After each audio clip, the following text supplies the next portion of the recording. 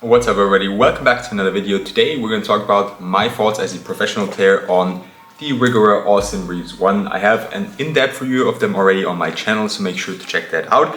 And if you're new here, my name is Lucas, I'm a professional basketball player in the first league in Austria and I review basketball shoes, so make sure to subscribe if you don't want to miss any reviews. With that being said, let's get back to the Rigorer AR1.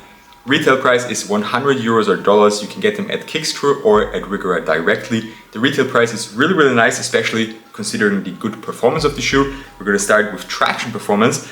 They come in a variety of different colorways and different outsole materials. Usually they use a solid rubber. There's also some colorways that use a translucent rubber outsole, like the Milky Way or Galaxy colorway. This is probably my favorite colorway of the AR1, alongside the rose one or the initial one, the ice cream colorway. All really dope colorways.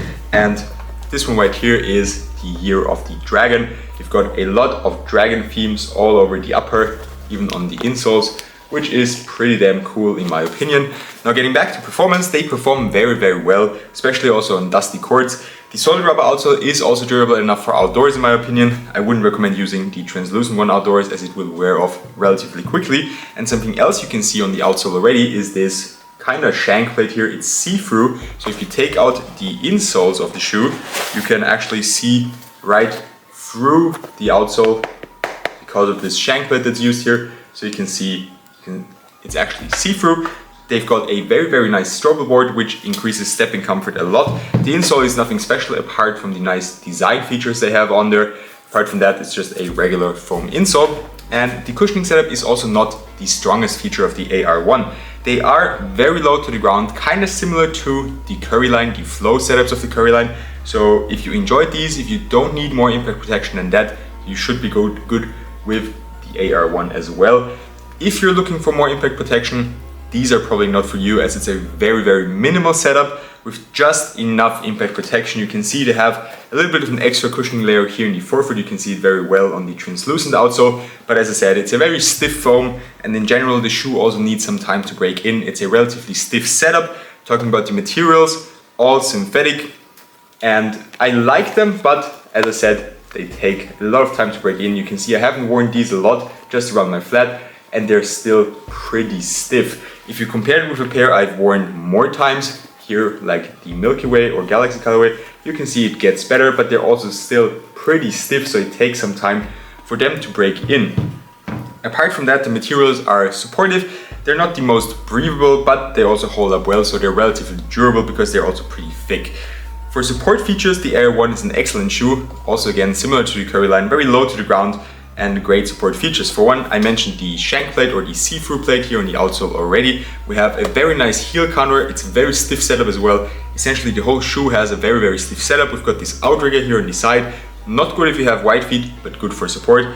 And we also have a very nice lacing system with two reinforced lacing cables here right around the middle of your foot. So support is also very good. I really liked it. A special feature, of course, is the bubbles they have here in the tongue. You can't really see it well on this colorway because it's all black in the tongue, which is also a very cool touch in my opinion. But then here on this colorway, you can see it very well. We have those little, I don't know, bubbles, pellets in the tongue. You can also see it from the inside very well. Kind of look a little bit like Boost as well. And essentially what they do is they prevent the laces from cutting into your feet. They do that extremely well. It really works well, and it's a comfortable ride as well.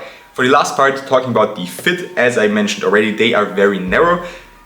And in my personal opinion, they also run a little bit short. This is a size 14, and for the centimeters, we have 30.5. If you compare it with, let's say, a Nike shoe in a size 14, we have 32 centimeters, so 1.5 centimeters less on the AR1. I wouldn't say it's that much, but I'd say it's like half a size short, and they're extremely narrow. So if you have wide feet like me, they can be a really painful break-in, but they're a very nice shoe. So if you get through the break-in, I'm sure you'll enjoy them also if you have wide feet. And if you're narrow feet, these are probably the perfect shoe you can get. Value for money wise, there's probably nothing better on the market. With that being said, that's all I have for you today. Make sure to leave a like, subscribe, and comment your thoughts. See you next time, and have a good one.